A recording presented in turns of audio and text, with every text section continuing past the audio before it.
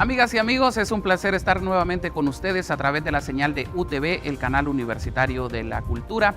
Ustedes saben que aquí nosotros abordamos los temas de país y por supuesto de la máxima casa de estudios de Honduras. Hoy estaremos hablando de un tema muy importante y es que tiene que ver con los 100 días de gobierno de la presidenta Xiomara Castro de Zelaya, y también con nuestro invitado que ya se los presento. Estaremos hablando sobre el tema de la extradición del expresidente Juan Orlando Hernández y de otros connotados políticos y compatriotas en general.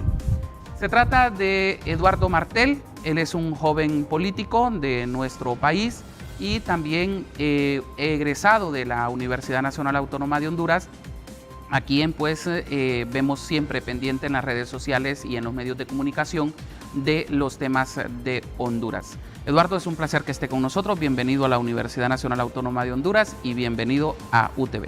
Muchísimas gracias, Franz. Usted me ha hecho volver a mi alma mater y ver, de verdad, me gusta mucho estas instalaciones modernas. Qué gusto estar aquí con usted. Muchísimas gracias.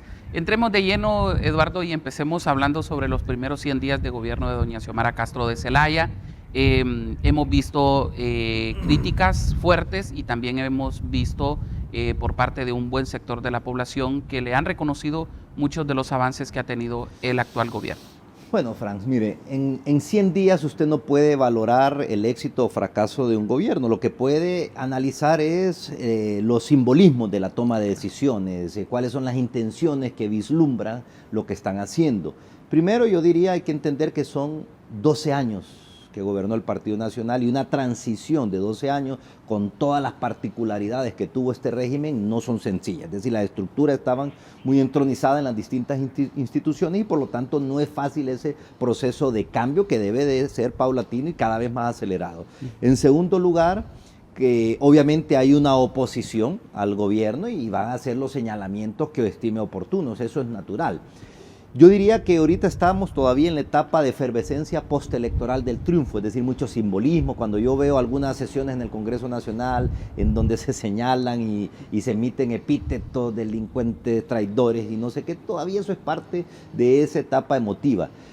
Pero a partir de ahora, Franz, lo que va a esperar el pueblo hondureño son los resultados, más allá del discurso, más allá de lo emotivo que puede ser algún tipo de mensaje. La gente lo que quiere a partir de ahora son soluciones concretas. La gente apostó por un cambio de manera masiva y no solamente militantes de un partido, sino que ciudadanos de otros partidos independientes, apolíticos, dijeron por aquí nos queremos ir. Así que yo diría que sí, se han tomado decisiones acertadas, digamos la derogación de las sedes creo que ha sido importante, el tema de la reforma energética es otro tema vital y si se hace correctamente, bienvenido sea.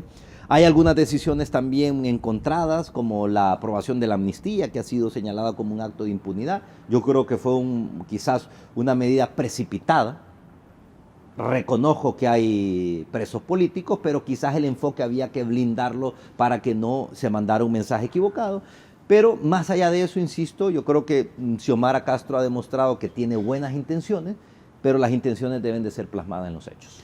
Muchos han criticado el hecho de que que lo que se ha logrado es más que todo plasmar algo en papel, porque la mayoría de cosas han sido cosas que se han aprobado en el Congreso Nacional, la derogación de la ley de las sedes, bueno, ahorita que se aprobó una nueva ley de energía donde ya se prohíbe dividir en 3 partes como algunos organismos internacionales habían pedido la empresa nacional de energía eléctrica y declararlo también un bien común.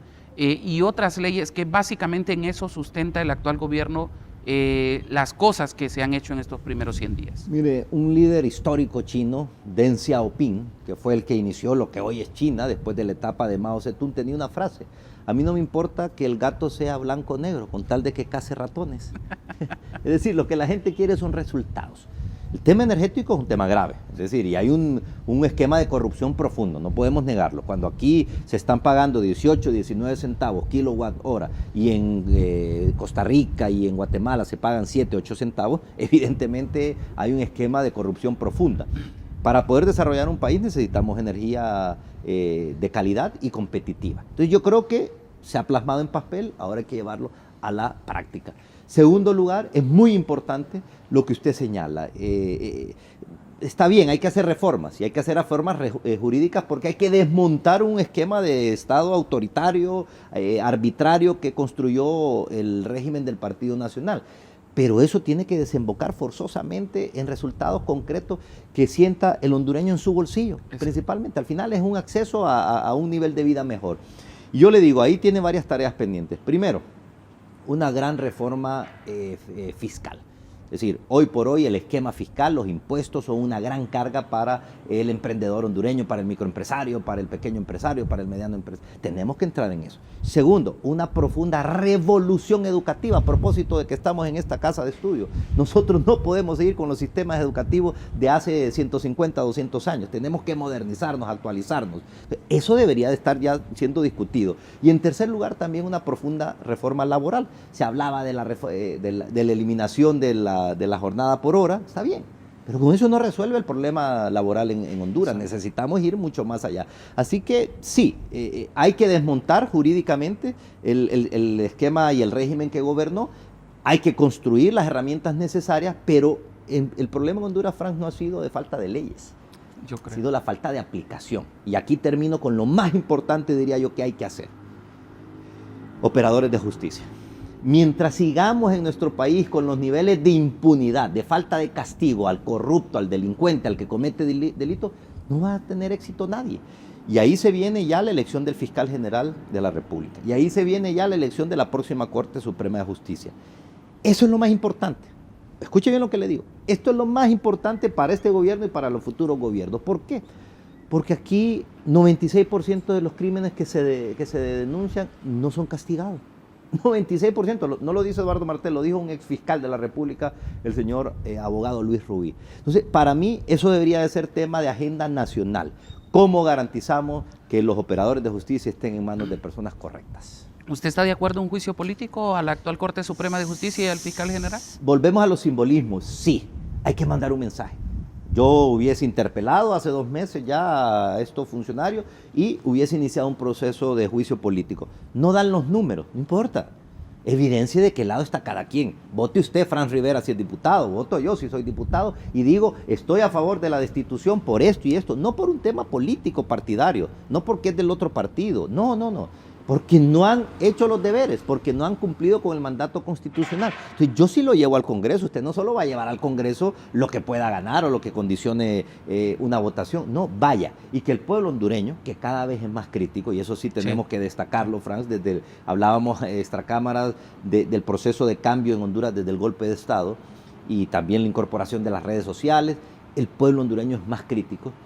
Llévelo eso a la palestra de la discusión del Congreso Nacional y que cada diputado y que cada bancada y que cada partido diga estoy a favor o en contra de los intereses de la gran mayoría. Entonces, para usted lo que se necesitan entonces son como resultados tangibles, o sea, que se vea que se le está dando un giro a este país. Es que eso es lo único que le va a dar resultado a cualquier administración.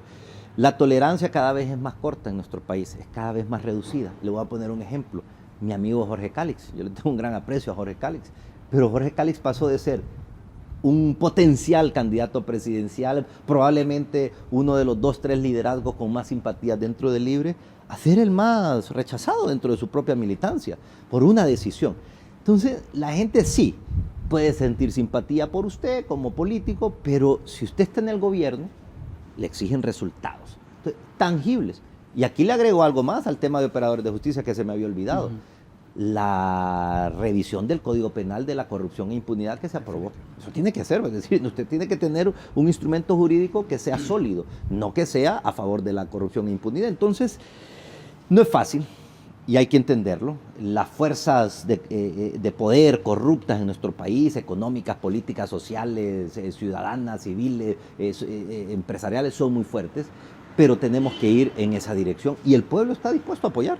Ya se vio masivamente, yo nunca había visto una votación tan masiva en nuestro país, haciendo la gente fila desde las 7 de la mañana, 2, 3 horas de fila para ir a apostar por un cambio. Aprovechemos esa coyuntura. Algo bien importante es el hecho de que venimos de 12 años del gobierno del Partido Nacional. Los mismos miembros del Partido Libre, del Partido Salvador de Honduras y otros partidos políticos han señalado no va a ser fácil darle un cambio al país después de estos 12 años. Hay una elevadísima deuda interna y externa que hay que ver cómo se solventa. La Empresa Nacional de Energía Eléctrica es una de las cargas más pesadas que tiene nuestro país, y digo nuestro país porque obviamente es una empresa que le pertenece al pueblo hondureño. Y otra serie de problemas grandes. Hemos visto protestas prácticamente desde el primer día de gobierno de doña Xiomara Castro de Zelaya, maestros, enfermeras, doctores, pidiendo se les respete un acuerdo que se les dio a última hora, sin una base sustentada. También hemos visto protestas de los transportistas. Esta semana fue una semana difícil. Tegucigalpa no hubo incluso combustible en algún momento. Se pensó que se iban a escasear los alimentos y todo ese tipo de cosas. O sea, no vemos algo fácil para este gobierno. ¿Cree usted que hay grupos interesados en boicotear este gobierno? Absolutamente. Óigame, yo hace 2 años hablaba de narcogobierno. Me resistía a establecer que en Honduras existía un narcoestado.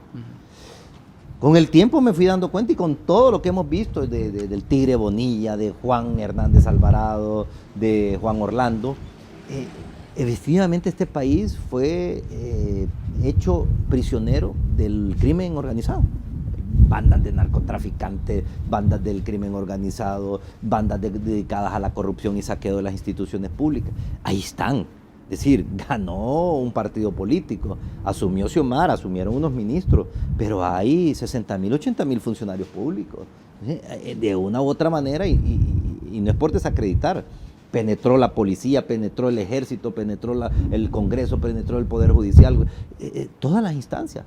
Y de la vida pública también, de la vida privada, empresa, iglesia, sindicatos, todo. Entonces no va a ser fácil y van a intentar boicotear desde el primer momento. Y aquí sí yo le quisiera hacer, digamos, una crítica constructiva a Xiomara.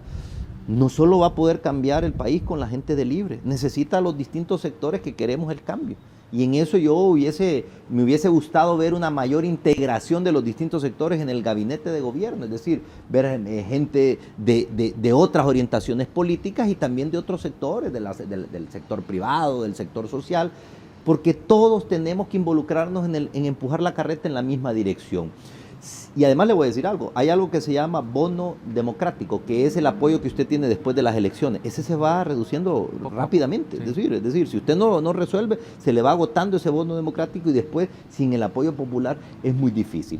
Y por último, miren, Felipe González, expresidente del gobierno español, llegó allá por el año 82 al gobierno español, después de una dictadura atroz de Franco y una pequeña transición de Adolfo Suárez, y dice que llegó y se dio cuenta que estaba quebrado el país. Y lo primero que dijo, miren, tenemos que generar riqueza. ¿Cómo voy a distribuir yo? Pobreza. Y eso es lo que tenemos exactamente en nuestro país, pobreza. ¿Cómo generamos riqueza? No a través de enchambar a la gente en las instituciones públicas, porque eso no ajusta, ¿verdad? Sino, y a propósito de lo que usted mencionaba, de alguna gente que dice que no le cumplieron una plaza, el Estado no puede ser el gran empleador de un país, tiene que ser el sector privado, pero para que sea el sector privado usted tiene que generar las condiciones fiscales, las condiciones laborales, el acceso al crédito, que es otra gran reforma que se tiene que hacer. Usted para ir a pedir un préstamo, es decir, es dificilísimo el acceso al crédito y además muy caro. Entonces, esos son los mecanismos que le van a permitir ir cambiando nuestro país. De lo contrario, va a ser muy complicado.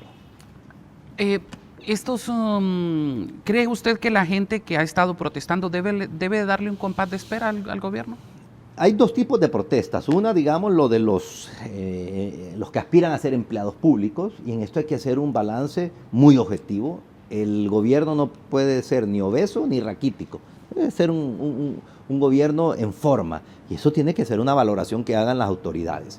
Segundo, tenemos que ir al proceso de fortalecimiento de la ley de servicio civil.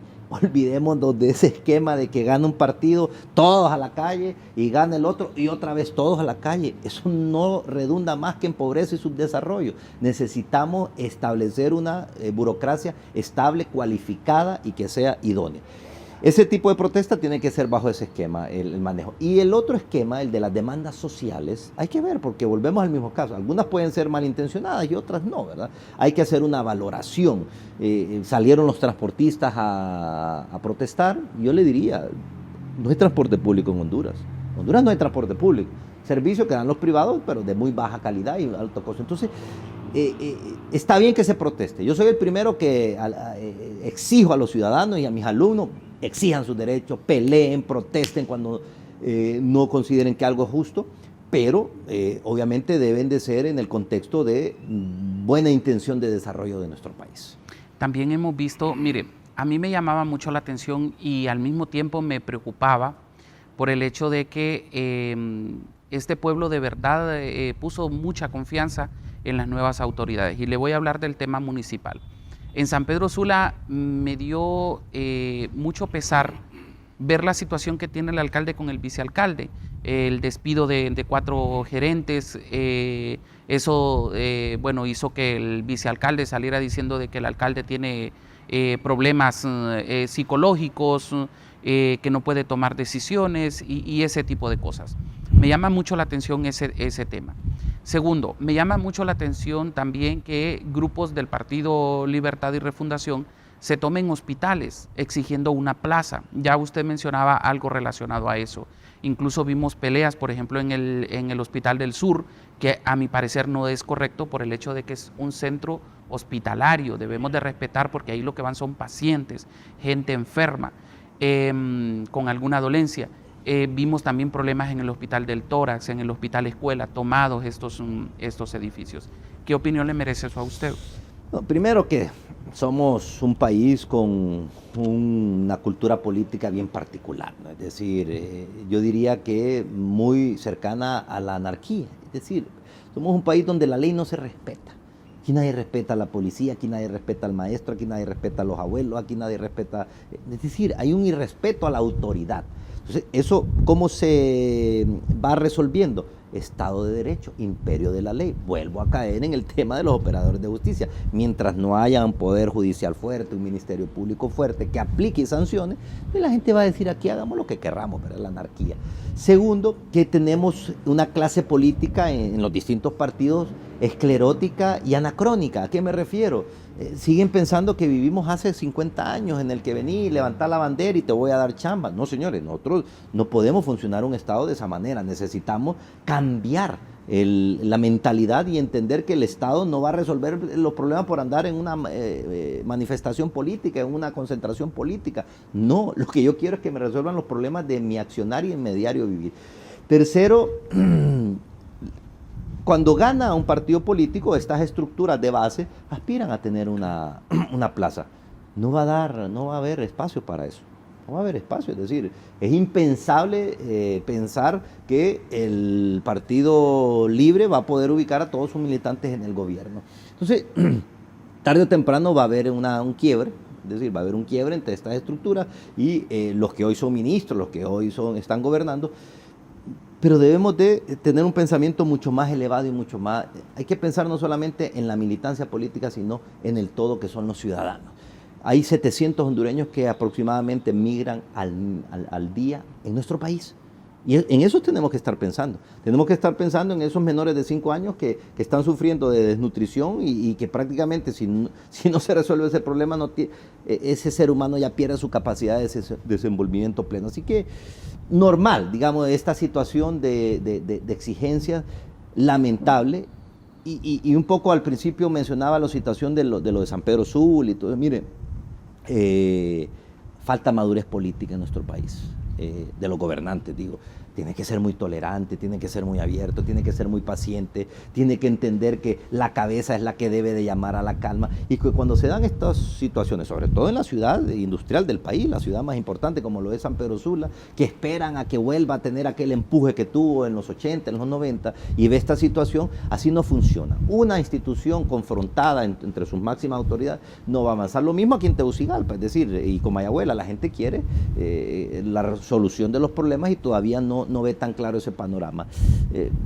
Yo diría apelar un poco a la sensatez y a la madurez y a entender que la gente votó por un cambio en estabilidad.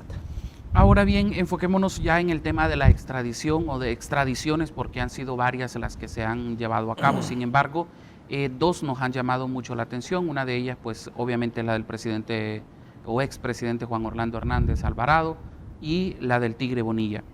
¿Qué sintió al ver estos momentos usted? Mire, primero que es una vergüenza que se esté aspirando a tener justicia fuera de nuestras fronteras. Es decir, lo lógico sería que en nuestro país hubiese ese sistema de justicia que sea capaz de castigar a los que infringen la ley. Es lamentable. Es decir, nosotros prácticamente pasamos más pendientes de la Corte del Distrito Sur que de la Corte Suprema de Justicia. A ver, ¿a quién van a llamar? ¿A quién van a pedir? ¿Quién es el siguiente? ¿Quién es el siguiente? Esa es la realidad, porque aquí no esperamos nada y eso es un drama. Y se lo digo yo desde el punto de vista ciudadano, pero también desde el punto de vista de abogado. Es un drama que este Poder Judicial no funcione. En segundo lugar, son dramas. Es decir, mire, fíjese que Juan Orlando fue el hombre más poderoso probablemente de Centroamérica durante mucho tiempo. Controló prácticamente todo. Se pudo convertir en el mejor presidente de la historia de Honduras porque tenía la capacidad de tomar decisiones y nadie le iba a rebatir nada, pero utilizó su poder y su influencia para aspectos negativos. Y es un drama humano. Yo francamente le decía que cuando yo lo vi esposado, de verdad desde el punto de vista humano yo digo, no me alegra, no siento satisfacción, pero uno analiza todo el daño que cometieron en la toma de decisiones y al final dice, bueno, esto cada quien toma decisiones y tiene que ser responsable por ellas. Tiene un panorama muy difícil estas personas, pero dejan en entrever que el Estado estuvo trabajando para el narcotráfico. Imagínense que en la acusación del Tigre Bonilla dice que el señor Juan Orlando Hernández le ordenó asesinar a 42 personas. Es decir, yo es que creo que ni en películas hubiéramos creído esto, que un presidente de un país le dice al jefe de la policía, mate a 42 porque son rivales de otro cártel de la droga. Dile, esto es espeluznante, esto es más grave de lo que la gente se da o ha podido comprender. Esto quiere decir, y no lo hicieron dos personas, no fue el Tigre y Juan Orlando. Hay una estructura, Franz, una estructura del Estado hondureño, no solamente de los cárteles, de los gatilleros. Y que todavía puede estar ahí dentro. Están, es que ahí están porque tienen 3 meses, no hubo cambios anteriormente, todavía no ha habido una situación de modificación en gran escala. Ahí están estos sectores. Entonces, es un drama porque usted no puede aspirar a desarrollarse mientras el crimen gobierna las instituciones públicas. Esto va a traer cola, va a traer consecuencias. Ya se habla de más de 40 extradiciones y dijo Luis Redondo que entre las extradiciones hay diputados actuales y exdiputados, que también da escalofrío. Bueno, ya hay un caso también de Freddy Nájera que fue extraditado hace 2 o 3 años. Entonces, hay que hacer un proceso de limpieza. No va a ser fácil, son estructuras poderosas con recursos ilimitados, pero se debe de aprovechar que Estados Unidos en este momento nos está ayudando a impartir y a combatir ese crimen. Muchos señalan de que lo ideal, lo correcto era que fueran juzgados aquí en Honduras, porque si bien es cierto esto se lleva a cabo por el hecho del tema relacionado al narcotráfico, sin embargo en Honduras quedan muchas cosas pendientes que personajes como Juan Orlando Hernández tienen esa deuda con el país. No hay condiciones para juzgar, para aplicar justicia en nuestro país. Yo le puedo traer aquí, y lo voy a decir abiertamente si es necesario, si me querellan por ahí, la forma en la que fue electo la actual Corte Suprema y particularmente el señor Argueta, que era uno de los que no daban los votos para ser electo, fue mediante la coacción y la amenaza. Hay 2 exdiputados liberales, amigos míos, honestos, que fueron llamados por Tomás Zambrano a su oficina. Y les sacó y les dijo, mire, yo sé que ustedes 2 están votando en contra. No, y ellos para evitar la confrontación, no, estamos votando a favor. No, tráigame los votos de ellos. Habían marcado con tinta invisible cada una de las boletas. Entonces, cuando el edecán le entregaba a usted, Franz Rivera, ahí iba ya Franz Rivera en tinta invisible. Le puso una luz de estas ultravioletas y salió los nombres.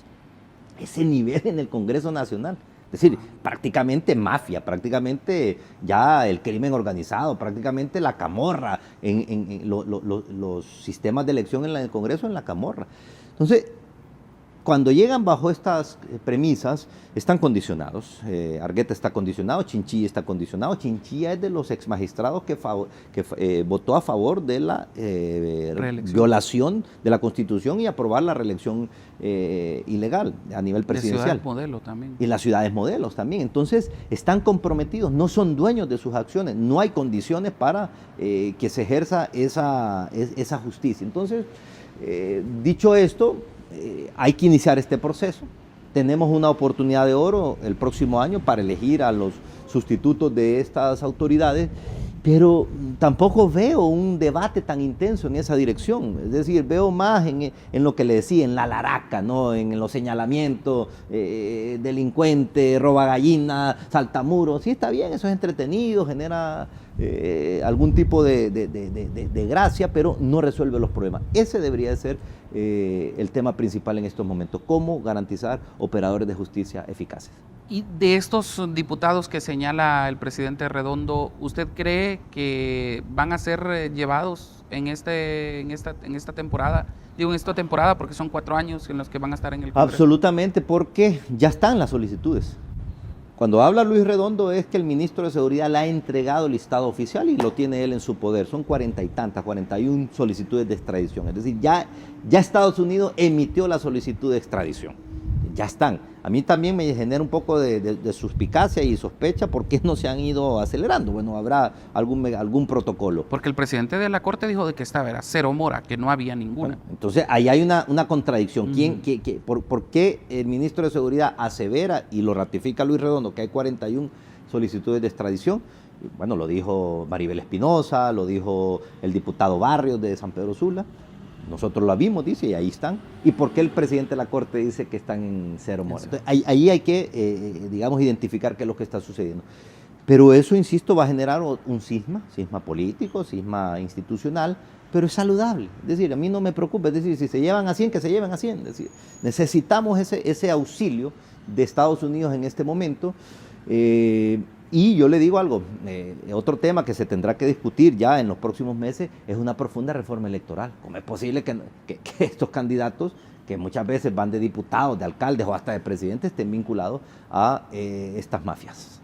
Ya para finalizar, quiero hacerle una pregunta extra, obviamente siempre relacionada al Congreso Nacional. En este caso, en el caso de Mario Segura, que señalaba que ahora ya no hay ni boquitas ni agua en el Congreso Nacional. Bueno, las redes sociales explotaron y fue una burla completa en contra del diputado. ¿Usted qué piensa? Porque es de su mismo partido político. Bueno, hay que entender que en el Partido Liberal somos liberales, pero hay dos visiones distintas, ¿no? Una, la que enarbola Mario Segura y Gianni Rosenthal, y otra, digamos, en la que estamos los que fuimos parte del movimiento de Luis Zelaya. Yo fui, digamos, un poco irónico en un tuit que publiqué, Franz. Yo dije, ¿será que decir boquitas y agua son palabras claves para referirse al tilín que corrió como ríos, como cataratas en los pasados congresos nacionales, con los que compraron la Corte, con los que compraron el Consejo Nacional Electoral, con los que compraron el Ministerio Público, con los que compraron las ciudades modelo? Es decir, a eso se refiere, a que necesitan estos arreglos y estas canonjías. Es vergonzoso. Es decir, vayámonos más allá del hecho de que está pidiendo boquitas y agua. Es decir, esto me parece algo mediocre de alguien que gana 120,000, 130,000 lempiras, cuando el salario mínimo en nuestro país en muchos casos no llega ni a 6,000, 7,000 lempiras. Esta es la realidad, ¿no? Entonces, está pidiendo incluso que le financiemos del dinero público el agua y lo que va a ir a comer. Me parece un acto de ciertamente mucha sinvergüenzada. Pero va mucho más allá, insisto. El nivel de soborno que hay en el Congreso Nacional, o que ha habido históricamente en el Congreso Nacional, es una práctica que se debe de combatir. Los procesos deben de ser mucho más transparentes, los controles mucho más eficaces, porque si no vamos a seguir asistiendo. Yo estuve en una mesa donde diputados, entre ellos Freddy Nájera, ahí estaba también Eric Rodríguez, se referían a que les entregaban el dinero en valijines que habían tenido que ir corriendo a una tienda del centro, a Rivoli, porque les dijeron, hoy se va a dar el dinero, así que traigan lo que se va a llevar. Es decir, y lo decían con un tono de jocosidad. Me da vergüenza, eso da asco, ¿no? A una sociedad con tantos niveles de pobreza. Hay que combatir eso, de verdad. El tema de corrupción es un tema que nos está drenando, de acuerdo al CNA, alrededor de 70,000 millones de lempiras al año. Yo le voy a dar una cifra, un hospital escuela, nuevecito, costaría 1.800 millones de lempiras. ¿Cuánto estamos perdiendo en nuestro país por este tipo de comportamiento? Y recuerdo también al presidente del Congreso hablar, del fondo departamental, que también era un acto era una forma de drenar miles de millones de lempiras para que quedaran en manos de unos cuantos, y también el pescado, el de Semana Santa. Fueron tiempos en los cuales, bueno, decían, imagínense hablar de 1 millón o de 500,000 lempiras, tanto para el fondo departamental como para el pescado. Mire, yo le digo algo. Primero que hemos distorsionado lo que es la función pública. La función pública es ir a servir. Pero aquí se distorsionó a tal punto que funcionario público debe ser sinónimo de enriquecerse. Es decir, yo llego a un cargo para enriquecerme y salir con mis cuentas repletas de dólares, de euros, de yenes, de lempiras, de lo que sea. Esa práctica, Frank, que todavía sigue en muchas instituciones, por ejemplo, el otro día escuchaba a algunos regidores de aquí, del Distrito Central, exigiendo que se aumentara el fondo rotatorio mensual también, de 150,000 a 300,000 lempiras. Pero vamos a ver, no hay una administración única que se llama Alcaldía del Distrito Central. ¿Qué tiene que andar regidores, 10 regidores recibiendo 1,5 millones al mes? Del cual no rinden cuentas, del cual solo dicen, hice allá una cuneta, hice allá hay una canchita. No, señores, eso no puede, esa es una práctica, ¿sabe para qué? Para evitar oposición, para tener los apoyos necesarios y para evitar cualquier tipo de crítica mediante el pago de soborno. Esa práctica, y yo felicito a Luis Redondo que en eso ahí está siendo muy tajante, cero plata. Tienen un salario, vayan a legislar. Lo que quiero yo de un diputado no es que me haga un puente, no es que me haga 2 kilómetros de carretera, no es que me haga 1 kilómetro de energía eléctrica, de tendido eléctrico. Lo que quiero es que legisle, que cree la infraestructura, porque para eso fue electo. Así lo dice la Constitución de la República. Eduardo, le agradezco mucho que nos haya acompañado, que se haya tomado el espacio y haya estado con nosotros aquí en el canal. Es muy importante para nosotros conocer no solamente lo que se piensa dentro de la universidad, los analistas, los economistas y todo este engranaje que tiene la Universidad Nacional Autónoma de Honduras y que le puede aportar mucho al país, sino también de lo que se piensa desde afuera para el engrandecimiento de este país. Muchísimas gracias. Muchas gracias a usted y solamente un pequeño comentario, Franz. Las universidades públicas son el espacio democrático por excelencia, en donde se despierta o se debe de despertar el análisis crítico, no solo la búsqueda de la verdad mediante el estudio de la ciencia, sino el análisis crítico del ciudadano. Y eso ha sido combatido por estos esquemas neoliberales que buscan combatir y privatizar todo, ¿no? Es decir, yo felicito, esta iniciativa y estas conversaciones porque son muy importantes para que el ciudadano también se dé cuenta de que debe de ser mucho más crítico. Así que ha sido todo un gusto y un placer estar nuevamente con usted, Franz. Muchísimas gracias. Gracias a todos ustedes por habernos acompañado. Siempre les invitamos a que nos sigan a través de las redes sociales. Aparecen en la parte baja de su pantalla y ahí puede darle seguir y puede también comentar este y otras entrevistas que tenemos y que hemos estado realizando con el fin de analizar y de conocer y de profundizar sobre la situación de nuestro país. Soy Franz Rivera, nos vemos en la próxima.